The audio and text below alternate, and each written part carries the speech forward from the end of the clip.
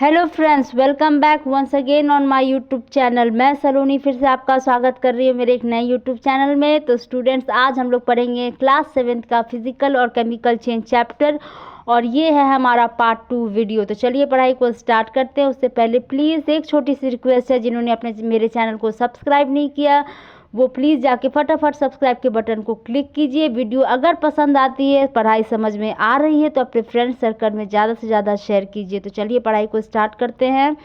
तो आज हम लोग पढ़ेंगे कि जो केमिकल चेंज होता है उसमें केमिकल रिएक्शंस होते हैं, उसको हम लोग एक्सपेरिमेंट के थ्रू समझने की कोशिश करते हैं। तो चलिए फटाफट समझते हैं। इसमें हमें 3-4 एक्सपेरिमेंट्स पढ़ने हैं।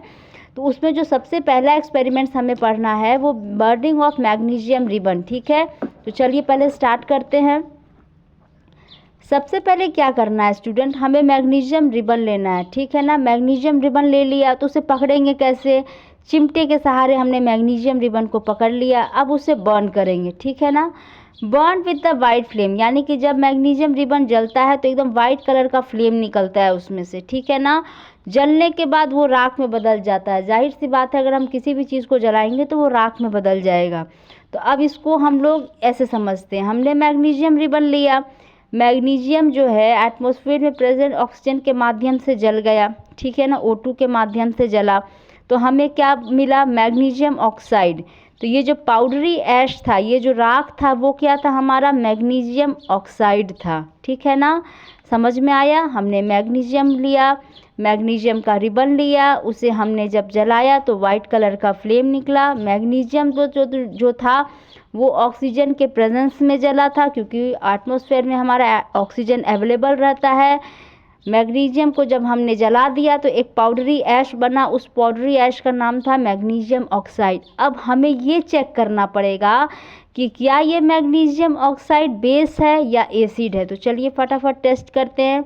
तो टेस्ट किस में करेंगे, लिटमस पेपर में करेंगे। तो लिटमस पेपर हमारे कितने टाइप के हैं, एक रेड कलर का होता है, एक ब्लू कलर का होता है। तो जब हमने मैग्नीशियम ऑक्साइड को रेड लिटमस पेपर में चेक किया तो भी हमें ब्लू कलर मिला, और जब हमने ब्लू कलर में टेस्ट किया तो भी हमें ब्लू ही मिला। तो ब्लू का मतलब क्या होता है स्टूडेंट, बेस होता है। तो इसका क्या मतलब हो गया कि मैग्नीशियम ऑक्साइड जो था हमारा एक बेस था।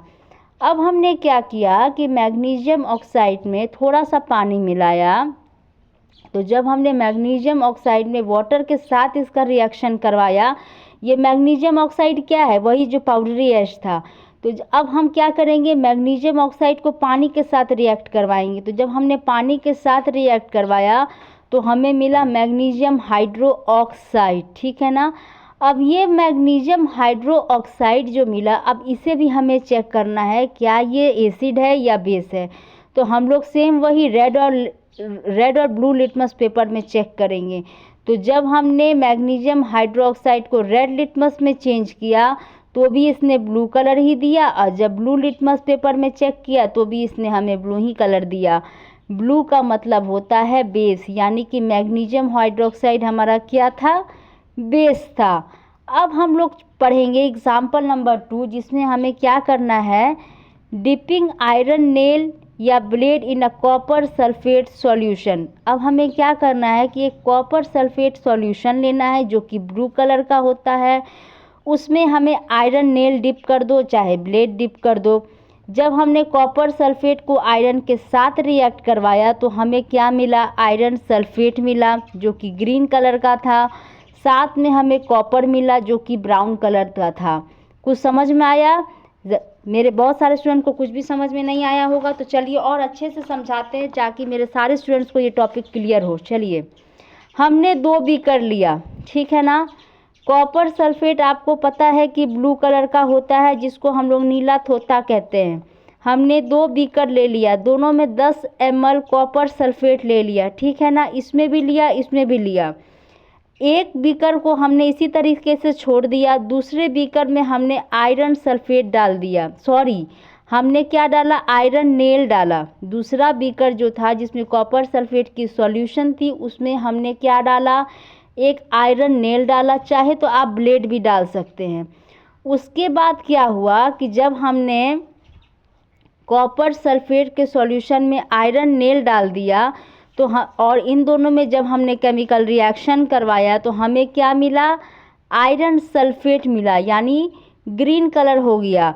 यानी कि ये जो कॉपर सल्फेट ब्लू कलर का था, अब ये सॉल्यूशन कैसा हो गया, ब्लू से ग्रीन में बदल गया। तो ब्लू से ग्रीन में क्यों बदला, क्योंकि इसमें हमने आयरन नेल डाल दिया था। आयरन जो होता है वो बहुत पावरफुल होता है, इसने कॉपर को धक्का मार दिया और जो कॉपर सल्फेट के साथ बैठा हुआ था अब आयरन इसके साथ बैठता है और जो आयरन की जगह थी उसने कॉपर ले ली। ठीक है ना।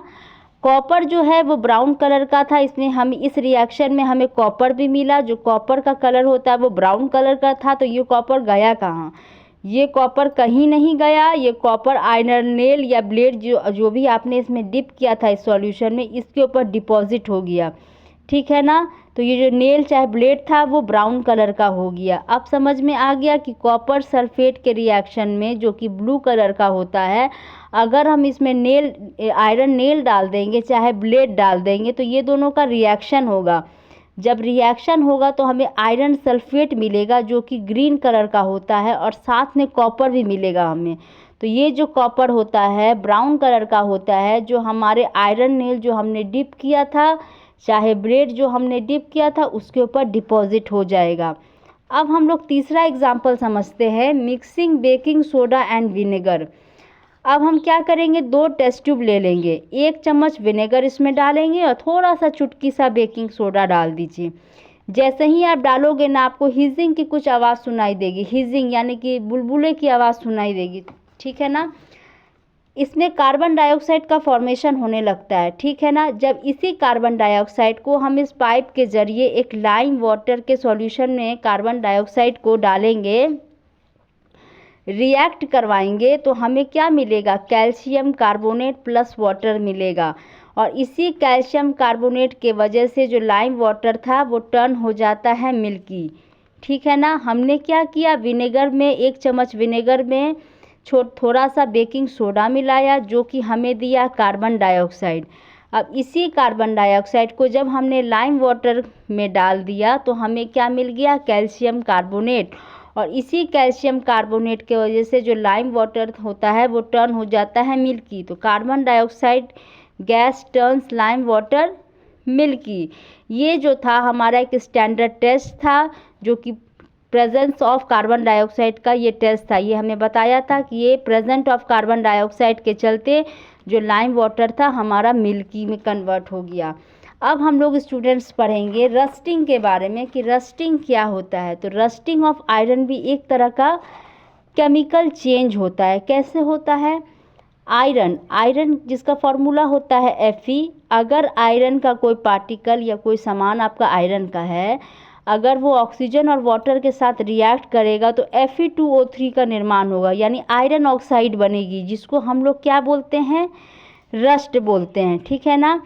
जो रस्ट होता है वो ब्राउन चाहे ऑरेंज कलर का इस तरीके का आपको दिखेगा। For rusting the presence of both oxygen and water atmosphere में वाटर वेपर के फॉर्म में प्रेजेंट होता है इज एसेंशियल, यानी कि रस्टिंग की प्रक्रिया के लिए हमारा ऑक्सीजन और वाटर जो कि वाटर वेपर में फॉर्म में होना चाहिए, बहुत ज़रूरी होता है ताकि ये एक आयरन जो है वो आयरन ऑक्साइड में बदल जाए।